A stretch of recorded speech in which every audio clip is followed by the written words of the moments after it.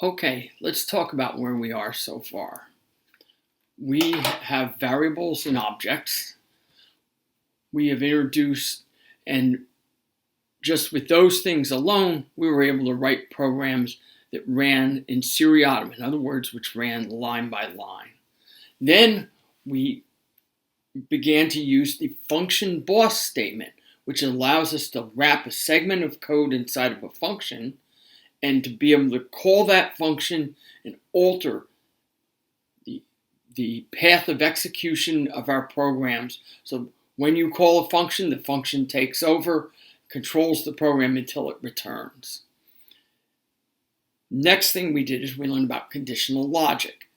If, else, elif, and else constitute a selection mechanism that allows us to run certain pieces of code or not, depending on the state of our program, and that would be the visible variables and what values they are holding.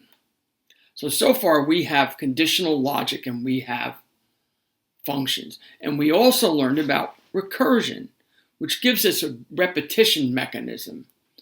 However, if we wrote all our programs with recursion, they would be fairly opaque. So Python provides some mechanisms for repeatedly executing code. And that's what the purpose of this chapter is. You're going to learn about repetition mechanisms in the Python language. Now, there are things in Python, objects, that are called iterables. Iterables are objects that show you one item in some collection at a time. And the simplest one is the range object. We're going to talk about that very quickly.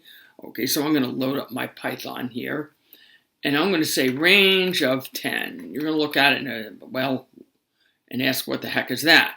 So let's see. Let's try type of range of 10.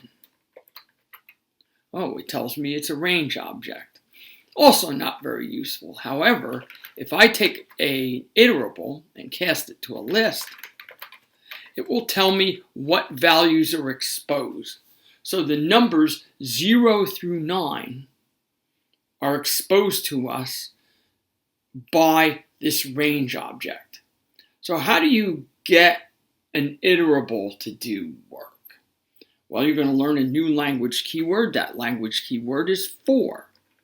So I can go like this, for, and now I give some pet name to the current object. Let's just say item in range of 10. We do not have to cast this as a list. And I'm going to tab in and I'm going to say, let's go ahead and print, I don't know, let's print item and then item times item. All right. And it makes this nifty little table of squares. So what happened here is item represented the items in this collection in succession. So the way the flow of control works is, as long as there's still elements to be found here, it's going to carry out this command. It's going to print item and then the square of the item, and then when it's done, it goes to the next item in the collection. So it starts off with 0 and prints 0 and 0 times 0. Then we return back here and we are now at this item. 1 is now exposed to us and prints 1 in the square of 1, then 2 in the square root of 2, 3 in the square root of 3, square of 3. And this keeps going until we get up to 9, at which time it stops. Now, you might ask this question, why not just use a list? Yes, we can do this with a list. Well, here's a very good reason. If I want to do something 1 million times, what I don't want to do is create a list of size 1 million in memory containing the numbers 0 through 999999, and then go walking through each one in succession doing some operation, because that list, it's a pretty hefty piece of memory.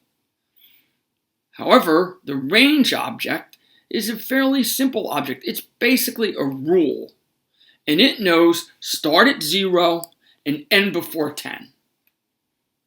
So it kind of behaves a little bit like indices. Okay, so there's one guise of the range object. Now here's a second guise of the range object.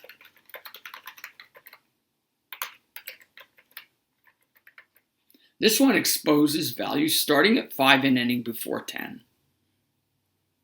Okay, that's the second guise. And the third guise is this one. Say we'll do 207. Okay, so the first parameter is where you start, the second parameter is where you end before, and the third parameter is the skip parameter. It skips by that value. So this is a range object. Okay, a range object is an iterable, and when you give an iterable to a for loop, it walks up to each item that is exposed, or I should more properly say yielded, by the range object. It yields these values until I get, once I go to 200, I'm stopping right there. Okay, so that is the range object. The range object, very simple object. It's just a rule. Now, lists can also be traversed using the for loop, because a list is an iterable. All Python collections, tuples, strings, yes, strings, and lists, they're all iterables, as are dictionaries. And we'll take a look at all of these. But let's go ahead and do this. Let's make a list. A, B, C, D. Okay, I just made a list here. So I'm going to say for item in X,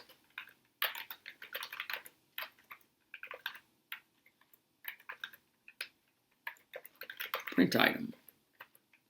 See? And it's going to just walk up and print each item in the list. Okay, if you do this to a string,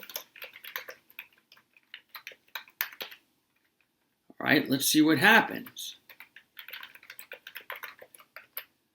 A string's iterator iterates through a string a character at a time, whereas a list's iterator iterates through the list an item at a time. Okay, and these items don't all have to be strings. Of course, lists are heterogeneous, mutable sequence types. Okay, so the for loop is what I call a definite loop, because it's looping through a definite collection of items. Now here, let me show you something interesting using the OS library. So I'm going to go ahead and import OS. I stop path, the ABS path of F. And when I do this, I get a list of all the files in my current working directory, their sizes, and their absolute paths. Now you can also do things like this. Watch me use a for loop to get the total of the numbers in a tuple. So I'm going to make a tuple here. 1, 2, 3, 4, 5. All right. So now I'm going to do this. Total is equal to 0. And I'm going to say for k and t, total plus equals t. Oh no, oops. For k and t, total plus equals k. And total's now 15. The error I made here is I tried to add a tuple to a number, and it hissed at me. And that's it. You can see that's exactly the message we have there. But we can use for loops to do some fairly simple kinds of things. Here, let's go ahead and do this with a string. For item in snake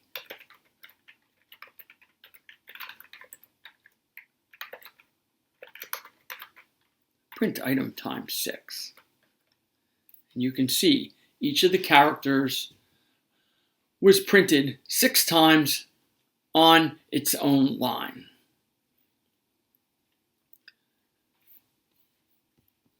Now, here's a cautionary tale. Here's something you need to know.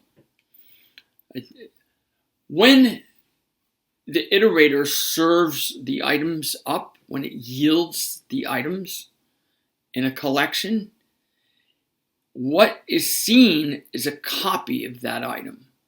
Now, I'm going to do this. I'm going to make myself a list, which is a nice mutable sequence.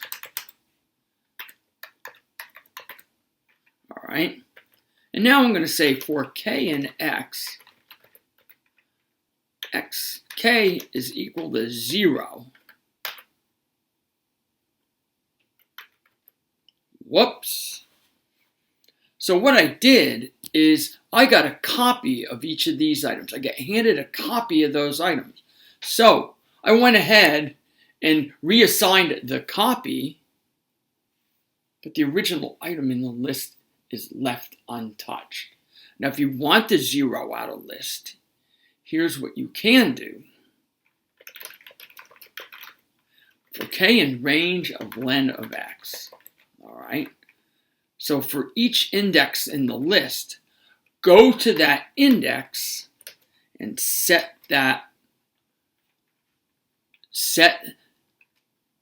list at that location to be 0, and the result is you get a zeroed out list. This k is a copy of the index, but if I use a copy of the index on the list itself, I'm changing the list itself. So make a careful note of that distinction. So we're now seeing the for loop. It's a definite loop and it walks through a collection. Now, there's a couple of interesting tricks that you can do. One is you might want to go through a list backwards. So say I have, my list X is no longer interesting here. I'm going to make myself a new list. Let's see. Let's put an aardvark in it. Let's put a Bactrian in there, a caracal, a dingo, an elephant. Now, there are modifiers for iterators. Ooh, okay. And I can do this for k in reverse of x.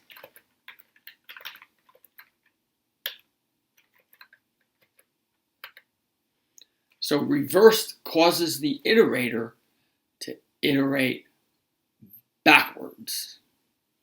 Now here's another useful thing.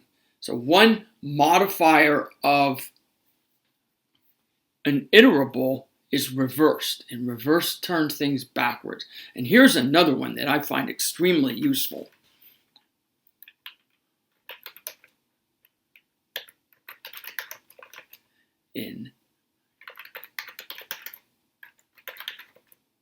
For k item in enumerate of x, I'm going to print format string k period tab item. All right. And what enumerate does is it yields a tuple. It yields tuples. One is the number of the item, and the other is the item itself. Now, if you wanted to make this a one-based situation here, you can do a very simple modification.